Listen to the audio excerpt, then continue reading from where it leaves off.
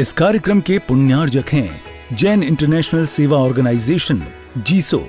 निःशुल्क Jain minority card प्राप्त करने के लिए 9059054563 व्हाट्सएप पर हाय सेंड करें और अपने नाम के साथ निःशुल्क जैन माइनॉरिटी कार्ड अभी प्राप्त करें। एक साधना का मार्ग और दूसरा आराधना का मार्ग। साधना का मार्ग यानी अपने रास्ते को खुद बनाते हुए आगे बढ़ने का मार्ग। ऐसा मार्ग जिसमें चलना भी है और अपना रास्ता भी बनाना है। आराधना का मार्ग बने बनाए रास्ते पर चलने का मार्ग। उसमें हमें करना कुछ नहीं है, केवल जो निकल चुके हैं उनके पद चिन्हों का अनुकरण करना है, पीछे चलना है। दोनों मार्ग है। साधना का मार्ग थोड़ा कठिन मार्ग है। रास्ता बनाना और एकाकी चलना हर किसी के बस की बात नहीं होती। आराधना का मार्ग थोड़ा सरल है और वही मार्ग हम सबके लिए। तीर्थंकरों ने साधना का मार्ग अंगीकार किया। वे चले और न केवल चले, चल करके रास्ता भी बनाए, और न केवल रास्ता बनाए अपितु रास्ते पर कई ऐसे चिन्ह अंकित कर गए जो हम जैसे पीछे चलने वाले को दिग्भ्रमित होने से बचा सके। हमारा कितना बड़ा सौभाग्य है कि हमें बना बनाया रास्ता मिल गया। वे लोग निश्चित तौर पर महान हैं जिन्होंने हम सब के लिए रास्ता बनाया, जो चले और रास्ता बनाए, हम सबको रास्ता बनाए। पर वे लोग बड़े अभागे हैं जिनको रास्ते का ही पता नहीं, जिन्हें कोई रास्ता दिखाने वाला न मिला। और वे लोग और अभागे हैं जिनके पास रास्ते पर चलने का साहस नहीं है,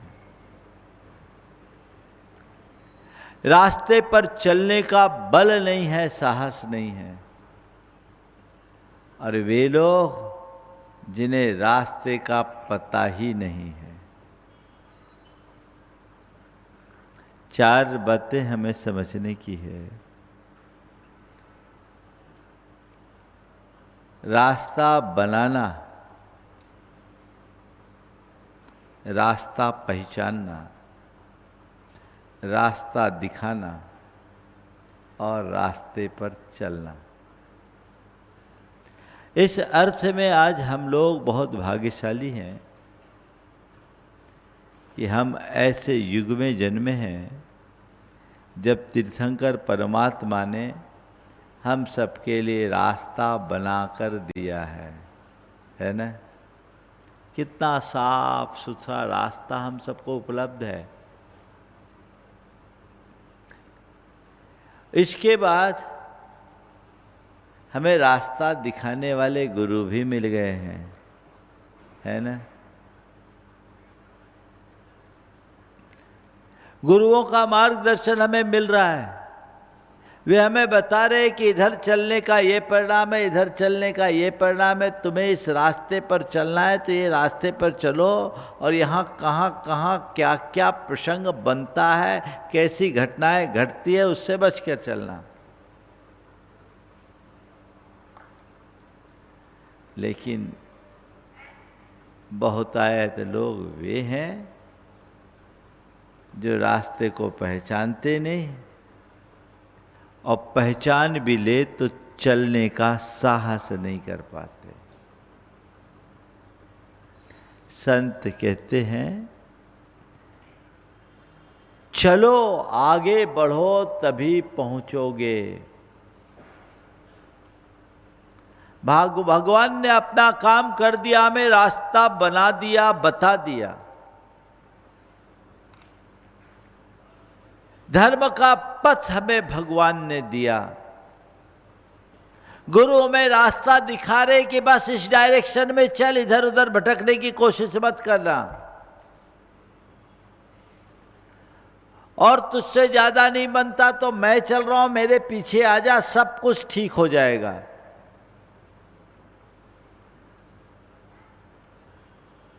लेकिन जो लोग इसको पहचाने ही नहीं कि यही सही रास्ता, उनको क्या कहें?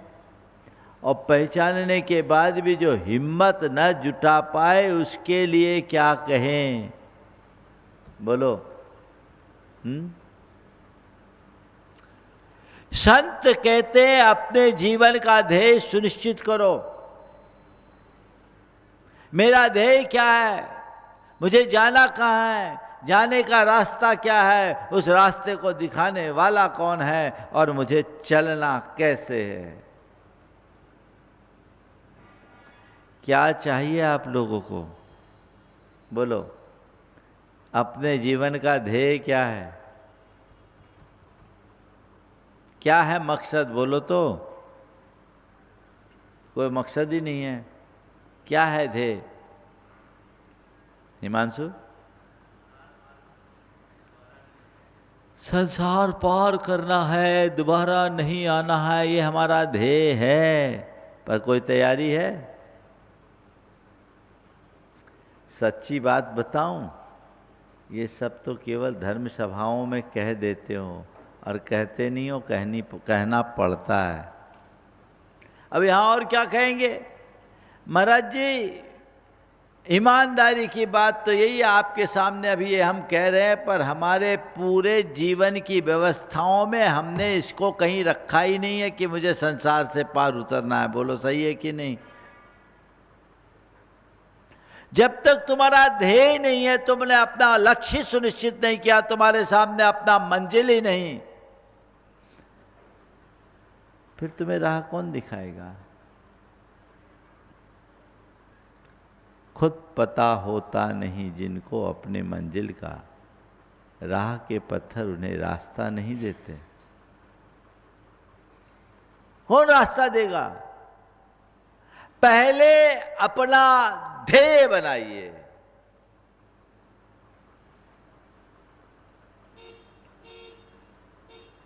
मुझे मोक्षपुरी तक जाना है। जाना है? अब देखिए रास्ता क्या है। भगवान ने बता दिया। धर्म तीर्थ का प्रवर्तन किया, धर्म का मार्ग बनाया और बताया।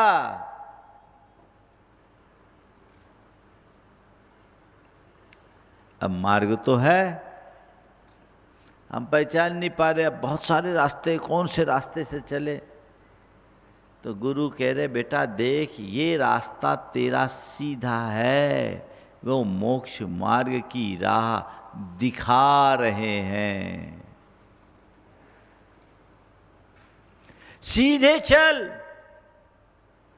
ये जितने बाकी रास्ते, इनमें भूल भुलैया है, इनमें भटक जाएगा। और अभी तक तुम इन सारे रास्तों में चल करके भटकते रहे हो।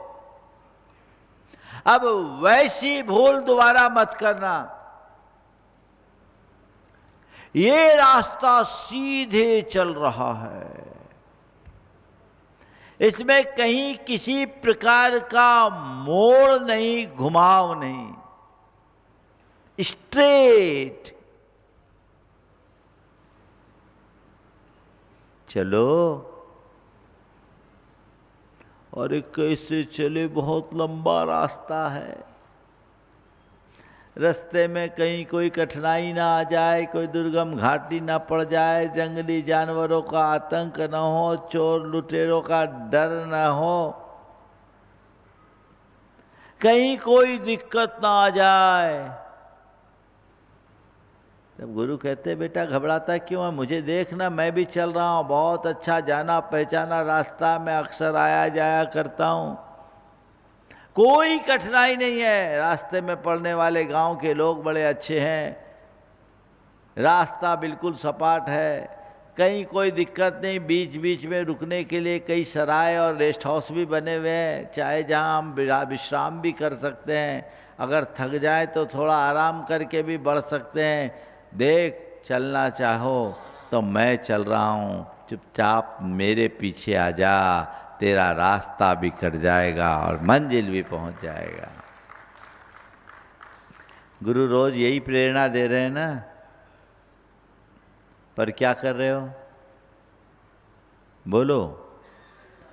गुरु जो रास्ता दिखा रहे हैं उस पर चल रहे हो, या जिस रास्ते पर आज तक चलते आए हो उसी भूल भुलैया में उलझ रहे हो?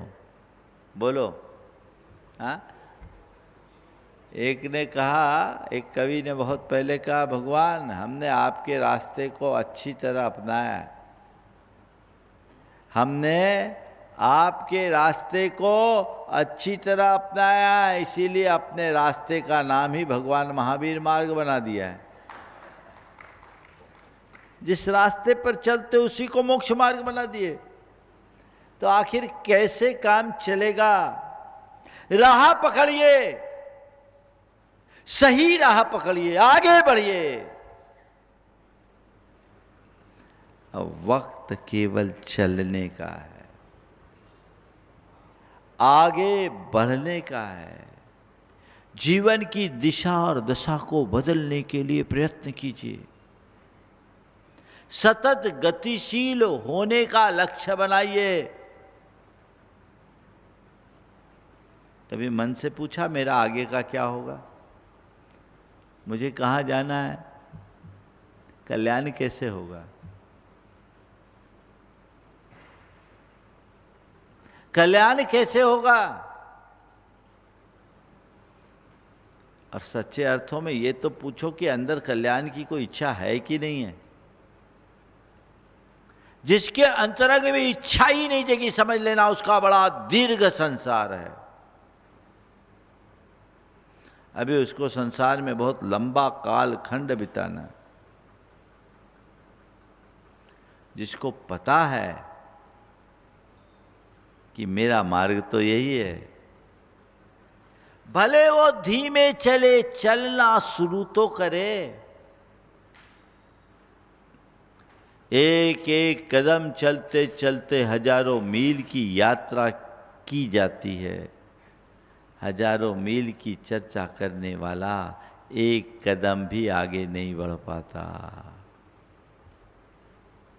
शुरुआत करो पहले कदम की।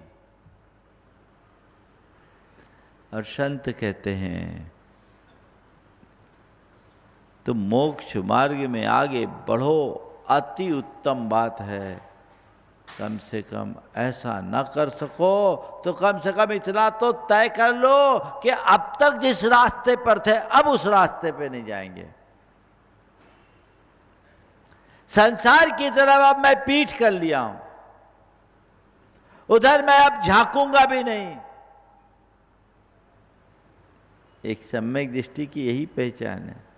जिसकी दृष्टि सही हो जाए उसका नाम सम्यक दृष्टि, यानी जो अभी तक संसार और संसारिकता को देखता था अब वो मोक्ष और आध्यात्मिकता को देखने वाला हो गया। जो मोक्ष और आध्यात्मिकता को देखे वो सम्यक दृष्टि, और जो संसार और सांसारिकता में उलझे वो मिथ्या दृष्टि। बदलाव भटकाव को रोकेगा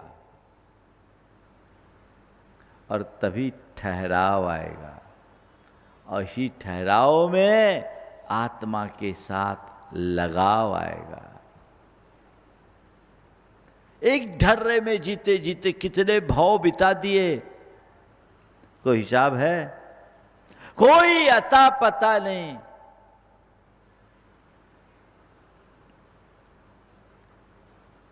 हमने अनंत भाव बर्बाद किए हैं, अनंत भाव, एक दो भाव नहीं। केवल इसी कारण कि हमें कोई रास्ता दिखाने वाला नहीं मिला, हमें कोई रास्ता सुझाने वाला नहीं मिला, हमें रास्ता ही नहीं मिला। ये पंचम काल खत्म होगा, रास्ता भी खत्म। फिर जब तीर्थंकर परमात्मा आएंगे तब रास्ता बनाएंगे। अब ज्यादा दिन के लिए रास्ता नहीं है, 21,000 वर्ष में 2,500 साल तो चले गए। अब बचे कितने दिन का है ये रास्ता, कितने दिन के लिए बोलो। और ये रास्ता भी दिनों दिन छीन होने वाला है। अभी तो फिर भी व्यवस्थित है, बहुत अच्छे युग में है, क्योंकि हम आचार्य विद्यासागर के युग में जी रहे हैं। सुव्यवस्थित मार्ग, रास्ता भी हमारे पास, रास्ता दिखाने वाले भी हमारे पास। और ऐसे युग में जब रास्ता में चलने वाले राहगीरों की भी भरमार दिख रही है ना। वो युग कैसा होगा जब कोई मोक्ष पथ पर चलने वाला ना हो। जुगल किशोर मुख्तार ने अपनी वेदना लिखी। जुगल किशोर मुख्तार का नाम सुना ना आपने, जिनने मेरी भावना पर लिखी। उनका एक गजल है जिसमें उनने अपने अंतर की व्यथा को प्रकट किया, क्योंकि इस दौर में मुनियों का सद्भाव नहीं था। उनने लिखा, साधु के दर्शन कहीं पाता नहीं, दिल दुखी है दर्द सहा जाता नहीं। साधु के दर्शन कहीं पाता नहीं, दिल दुखी है दर्द सहा जाता नहीं। कौम की कश्ती भंवर में जा फंसी, साधु तारक बिन तरा जाता नहीं। धर्म की चर्चा थी उनसे जा बजा, धर्म अब ढूंढे नजर आता नहीं। मन में आता है कि मैं साधु बनूं, साधु बिन साधु बना जाता नहीं। साधु के दर्शन कहीं पाता नहीं, दिल दुखी है दर्द सहा जाता नहीं। वो युग था जब कोई राह दिखाने वाले नहीं थे। ये युग है जो राह दिखाने वाले, राह पर चलने वाले और हाथ पकड़कर चलने की प्रेरणा देने वाले भी बैठे हैं। उसके बाद भी तुम हाथ बांधे ठूठ से खड़े रहो तो तुम्हें कौन बचाएगा। उठो, जागो, प्रभात छोड़ो, आगे बढ़ो, लक्ष्य बनाओ, पुरुषार्थ जगाओ, धर्म पथ पर आगे बढ़ो। इस कार्यक्रम के पुण्यार्जक हैं जैन इंटरनेशनल सेवा ऑर्गेनाइजेशन जीसो। निःशुल्क जैन माइनॉरिटी कार्ड प्राप्त करने के लिए 9059054563 व्हाट्सएप पर हाय सेंड करें और अपने नाम के साथ निःशुल्क जैन माइनॉरिटी कार्ड अभी प्राप्त करें।